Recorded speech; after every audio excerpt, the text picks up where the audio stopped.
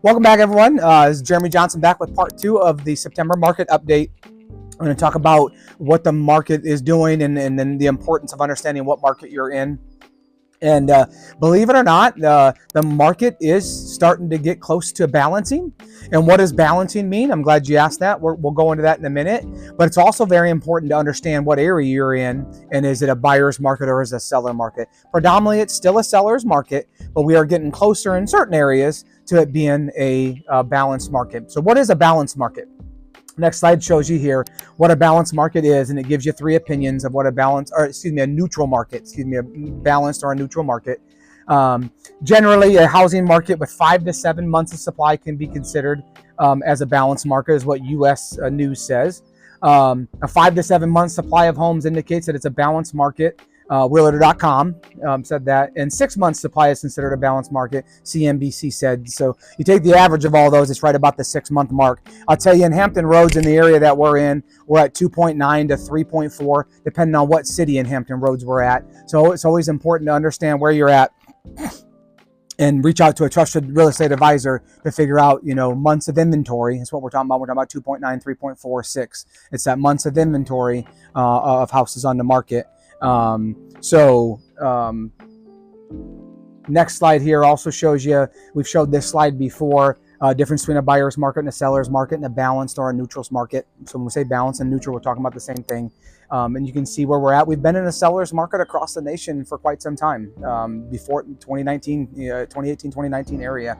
So this is a good chart to kind of reference back to, and then talk to the trusted real estate advisor in your area to see where you're at on days on market, and why it's so important that you're working with a trusted agent that knows the days on market in the area, and they'll know, are we coming into, is it neutral? Is it balanced? Okay, and I'll also tell you that, factually, houses are sitting on the market longer. So the more houses sitting on the market, the more supply on the market, and if demand comes back in, more supply, less demand is a buyer's market. More demand, less supply is a seller's market, and that's what really drives it. But here's Lawrence Young, chief economist of NAR, National Association of Realtors, says homes are sitting on the market a bit longer, and sellers are receiving fewer offers. The national average on offers is about 2.6, 2.7. This time last year it was a touch over 3 offers per listing.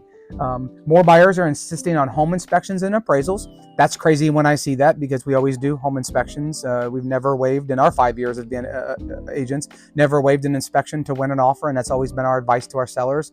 It's an important investment. We don't ever advise that you waive an inspection. And then individuals were waiving appraisals. There's certain conditions that go in before you can waive an appraisal. If you're getting a loan, you can't waive the appraisal, but certain amount of cash, and a lender can advise you on that when you can waive the appraisal. But inventory is definitely rising on a national basis, is what Lawrence Young says. And this next slide shows you that the homes are sitting on the market longer. Average in August last month. So national average is 53 days, and why it's so important, especially we're going to really hit on it in part 3 of why it's so important that you price it appropriately from the get-go. This next slide I'm going to show you here is the number of price reductions are also increasing. So you can see last month alone, nationwide, 330,460 houses did a price reduction. It was a tick before that, and higher than that in July. So price reductions are becoming more common, which is why it's so important. And I'm speaking to my sellers out there, or if you're thinking about selling, make sure that you understand what the market price is for your house. Gone are the days of, we called them the unicorn years, where you could just throw a price out there and it would sell and you'd get 4, 5, 6, 7 offers. So again, as I said, in this area, we're still in a seller's market, but it does not take away from the importance of us running a market analysis and advising our clients, our sellers, of, what the market price is. We give 3 pricing strategies: what the market price is, a tick below it, and what's the highest one that we can support when it comes to appraisal time. And we got to stay in between those numbers to make sure that's important. And I'll hit on that really, do a deep dive on that in part 3 on why that's so important. So another important thing, and I said it earlier, is also understanding what area you're in. So if you're getting ready to move, where are you moving to? This slide here shows you, we talked about neutral markets, buyers markets, and sellers markets, but areas, the top 10 cities that are a buyer's market and the top 10 cities that are a seller's market right now. You can see a lot of areas in Florida are starting to turn to a seller's market. That's important to understand when you're a seller and when you're a buyer. When you're a buyer and it's a seller's market, there's more things that you can ask for. There's more contingencies that you can ask for. You can start getting some closing costs covered. You can start asking for more things on more repairs on your home inspection without a fear of losing it and the seller having another buyer in the wings waiting to purchase it. And then top metro areas that are still considered sellers markets. You can see New York, Connecticut, Massachusetts, San Jose, California, San Francisco, California, Washington, D.C., Chicago, Illinois. So very important to understand where you're at and where you're thinking about moving to. It's going to determine what market you're in, and if you're buying or you're selling, set some expectations for you, which is very important. So this last slide I want to leave you on this area is really just kind of preparation if you're a seller or a buyer, and I'll leave it up on the screen for a little bit here, but it's extremely important to understand what market you're in. Sellers and buyers need to be prepared. I think I've said that about 3 or 4 times now. As the market moves towards balance between buyers and sellers, parties on both sides of the transaction need to be prepared to negotiate. Sellers should expect more prospective buyers to make an offer contingent on home inspections, making repairs and improvements, as I stated a minute ago. Make sure the home is ready to sell, more turnkey homes.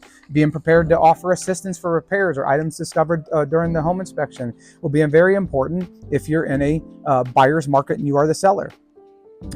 For buyers, having all their financial ducks in a row is critical. Even though mortgage rates are falling, we hit on that on part 1, understanding the rate and the type of loan that someone can qualify for varies across borrowers.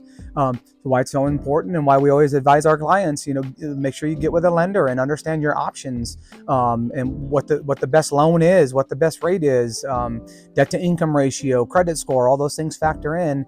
You can't just pull it up online and see where the interest rates are today, and that applies to everybody. Those factors of your debt to income ratio and your credit score really play a factor in what kind of rate you're going to get. So extremely important to be educated, and that's what we try to do here every single month for you.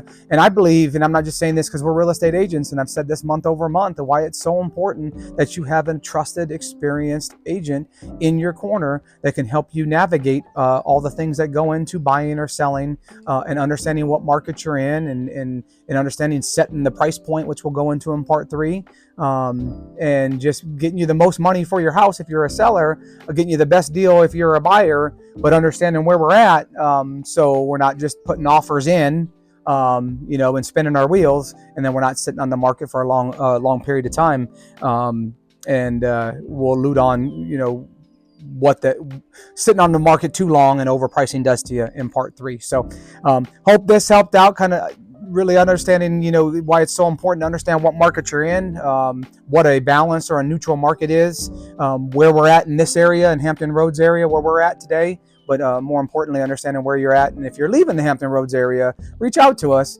We can run numbers for where you're potentially going, and also assist you in finding a really good agent in that area you're going, a trusted advisor that would be able to help solve and help you versus just sell your house. So we'll see you on part 3 and wrap it up for the September monthly report. So thanks. Have a good day. Thanks. Bye.